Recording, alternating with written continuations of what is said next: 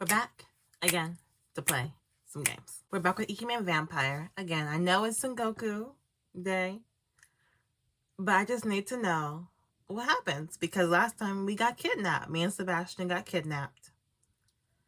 And I need to know how this plays out. And I promise we'll do Sengoku next week. So before we start, make sure you like, comment, subscribe, follow me on my social media. It's always in the description below, and we can get started. We're almost to the end. And it looks like we're gonna get a dramatic route. Leonardo chapter 21. I laughed and began walking faster, spotting our turn up ahead, but just then, someone grabbed my arm, tugging me backwards. I thought it was Sebastian, until someone else pressed something damp against my mouth. I fought my assailant uselessly. There were two of them. I couldn't see either. I twisted, but the first held me too tight. Lauren. Boy, you better run.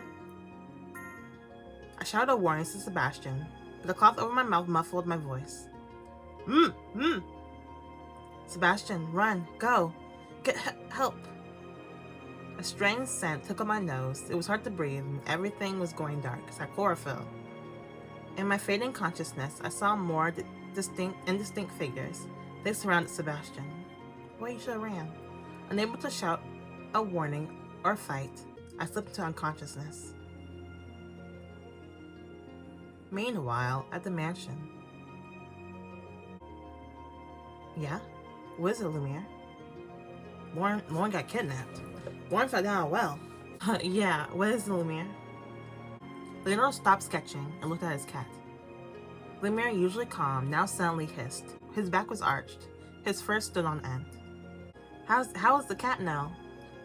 Calm down. Everything's all right. No, it's not. Leonardo stroked the cat. His pupils were still narrowed in fright. Or not. Wait here. Frowning, Leonardo went to the dining room. It was almost supper, and everyone was certain to be there. He opened the doors and found... Oh dear. Oh dear, Leonardo. It wasn't the crowd he was expecting. The room was empty, but for Dazai. And Dazai looked unusually concerned. What's going on? I'm not certain. It's just... I can't seem to find Sebastian and Yoshiko... Lauren, I mean. Can't find them. This is rather late for them to be out. I know. I must sound like a concerned parent. But you sent it too, right? Give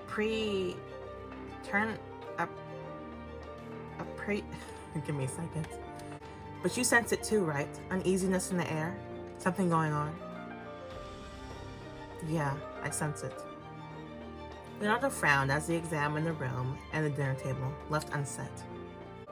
Sebastian always has dinner on time. If there's some reason he can't do that, he makes sure everyone knows in advance. Exactly. And he wouldn't keep Lauren out late. Yes. Furthermore, Sebastian's always been cautious, aware that he's only human. I can't imagine him doing anything risky, especially if he's out with Lauren. I'm going to go look for them. Just then, the dining room door opened. Dazai and Leonardo spun around, hoping to see either Lauren or Sebastian there. Oh. Vincent, don't stand in the doorway. Vincent, Theo. Are you too upset about something? We can't find Sebastian or Lauren. What? They're not back? Theo, you know something? No, it's just... Leonardo dropped a strong hand on Theo's shoulder. Theo, tell me. I have an idea what might have happened. I don't suppose you can be a little more specific, Theo-kun. I'll try, but Arthur has all the details. Theo, you go ahead and tell them what you know. I'll get Arthur. I always pronounce Arthur wrong. Sometimes I forget to put the R. Arthur. While Theo explained what he could about this afternoon, Vincent returned with Arthur. Arthur, you're here. Tell us what you know. The foreman listened intently as Arthur began to explain about the kidnappings. Kidnappings? This is the first I've heard of them. The story hasn't been leaked to the general public. We happen to be drinking at the pub with some loose-lip officers of the law. It's always a pair of adults. One man, one woman. Gone and then never found again. I imagine if the kidnappers' targets include the majority of the city, it's no wonder it hasn't been reported. You think they were kidnapped, Leonardo? Can't say for sure, but we could use the lead to search for them. Leonardo caught Arthur's eye. Did you hear anything else? Even the smallest detail would help. That evening. Hey, Arthur? Yes, Leo? Do you remember someone saying something about pigs? That they can't fly? Pigs? Arthur paced the room, drawing a line with his hands as if visualizing the bar. He counted down empty chairs until he stopped. Third stool from the right. Gin and tonic. High voice. Dark hair. Lavender perfume. She said, the disappearances have all been happening near the Quartier Pagale by the new theater. The one with those horror shows. The Quartier Pagale? Grazie, Arthur. Theo. Leonardo walked towards the door. Wait, Leonardo. You're not going out there to search for them alone, are you? If there's been a kidnapping, it's too dangerous. Leonardo turned and gave Vincent the most reassuring smile he could. Danger? What danger does a pureblood vampire have to fear? The two brothers' eyes shot open. As they straightened up, Arthur whistled. Leonardo smiled grimly, emanating danger. And I won't be going alone. Reassuring as that is, who exactly... Leonardo pushed the door open, almost as if he knew who would be waiting behind it. Vicomte? Did you call? Vicomte de Saint-Germain stood, an elegant smile on his graceful features. How did you find out we were here? I sensed Leonardo's impressive anger. Can the rest of you not feel it? Perhaps as a fellow pureblood. I'm simply attuned to such things. Honestly, this level of closeness is a nuisance sometimes. Vicomte shot Leonardo a look. I suppose I'll ask for the details on the way. Yeah, we'll make better time that way. We're going to the Quartier Pagale.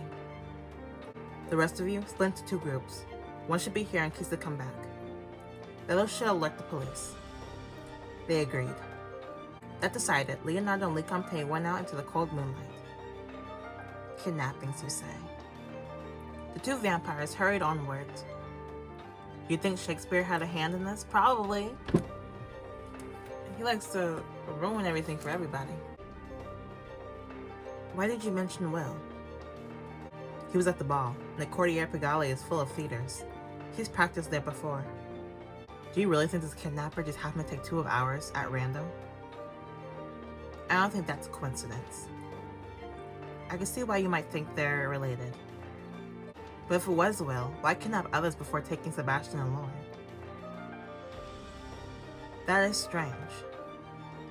For all his eccentricities, Will has always maintained a constant stance of his work. Yeah, forget him. He needs to view experience in order to create a view he considers truly sublime, but he finds no inspiration in the ordinary. So he's crazy. The everyday trial of the common man can no longer pique his interest. What Will desires most is high tragedy, performed by the cast of exemplary personages. Yeah, let's go with that. That's why he watches the residents of this mansion so closely, I deem. He's a weirdo. But the others who have disappeared, I doubt any of them fit Will's exacting standards. Suppose we find out soon enough. Leonardo, it's rare to see you get this emotional. I mean, I got kidnapped. What else is he gonna do? You surprised? Leonardo's eyes held a haunted sheen. Sebastian's been good to me, and not just him. They've taken the woman I love. The only woman I will ever love. Lecompte stared at his old friend. A man who had, only now, after centuries of life, professed love to anyone.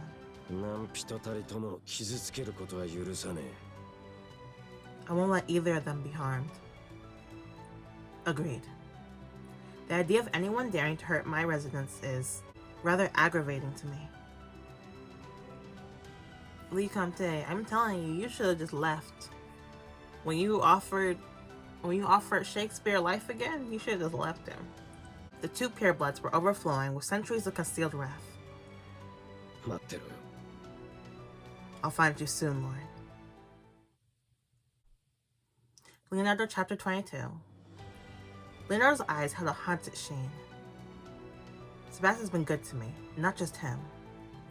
They've taken the woman I love, the only woman I will ever love. Lecompte stared at his old friend, a man who had only now, after centuries of life, professed love to anyone. I won't let either of them be harmed. I agree.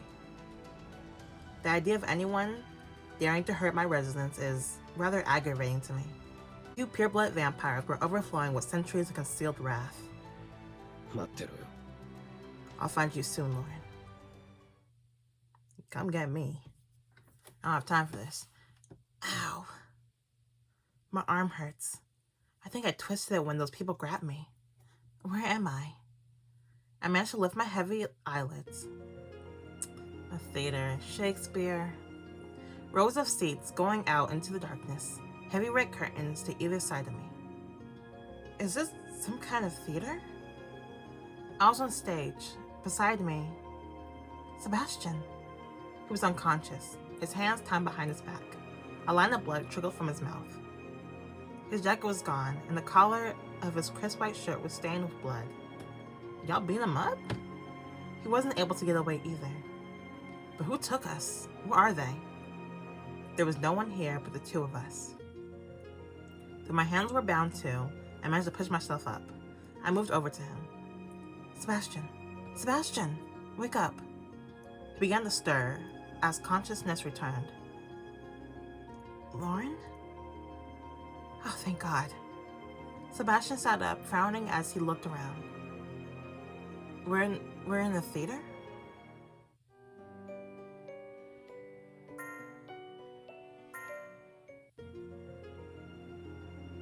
Looks like it. You see who took us?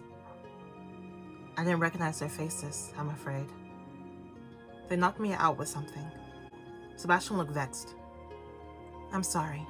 I tried to fight them, thinking I could free you, at least. Now we're both caught. You don't need to apologize. I know you did what you could. You even got hurt protecting me. This barely classifies as an injury. Sebastian turned around as if to hide his bruised lips. His calm manner returned just then. Where do you suppose anyone would take us? I realized too late that Sebastian and I fit the profile of the kidnapping victims Arthur and Theo have been talking about. I may know why. I told Sebastian all I'd heard. I too had heard whispers of kidnappings, but I didn't expect they were true. At least, not until we were caught ourselves. I'm sorry, Sebastian.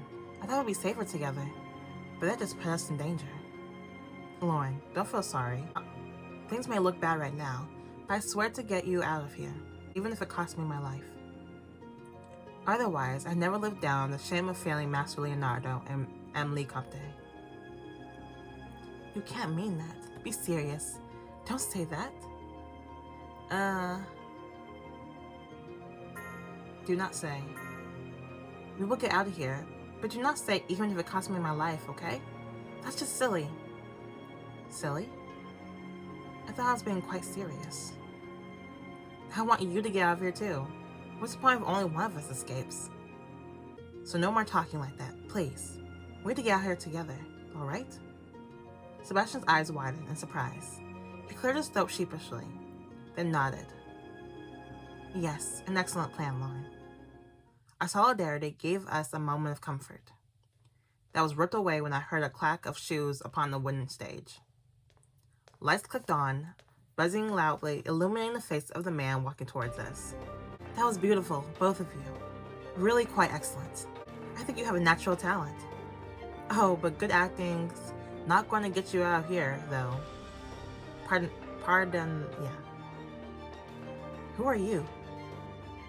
He wore suspenders over his white shirt, and his face was covered with freckles.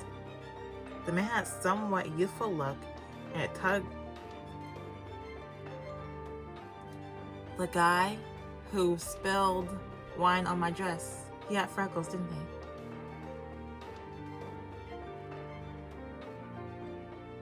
Why the heck did he kidnap me? The man had a somewhat youthful look, and it tugged at my memory. I've seen him somewhere before. He was the guy who spilled on my dress, right? Right? Someone look back. Someone go to the other episode. I'm pretty sure my character said freckles when the guy spilled the thing on my dress. I'm pretty sure. I still think Shakespeare is somewhat involved. But I was not expecting that guy. If it is that guy. Even if Shakespeare has nothing to do with this, which I'm pretty sure he does, I'm still gonna blame him. Because he deserves it. So thank you for watching. Make sure you like, comment, subscribe. Follow me on my social media. It's always in the description below. And I will see you guys next time. Bye-bye.